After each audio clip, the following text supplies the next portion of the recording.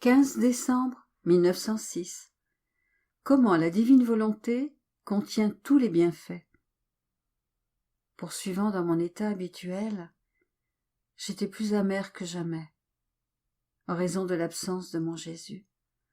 C'est alors qu'en un instant, je me suis sentie comme absorbée dans la volonté de Dieu, et tout mon être était envahi par un tel calme que je ne me sentais plus moi-même.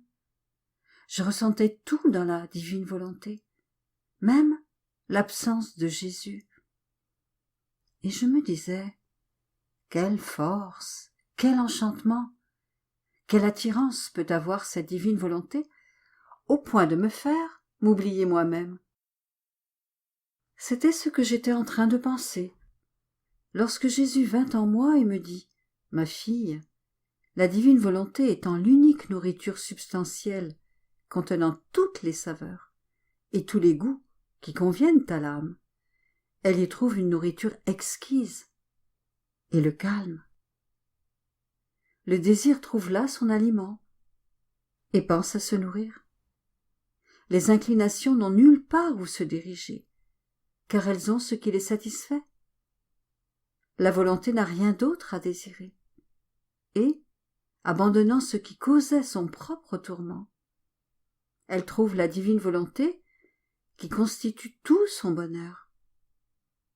Elle a quitté la pauvreté et trouvé les richesses, non pas les richesses humaines, mais divines.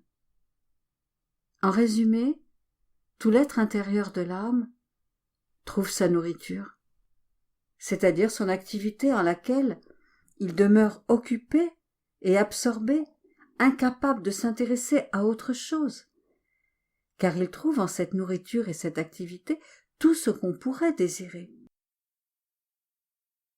L'âme trouve tant de choses à faire et à apprendre. Elle goûte à tant de choses nouvelles qu'elle passe d'une connaissance inférieure à une connaissance plus grande.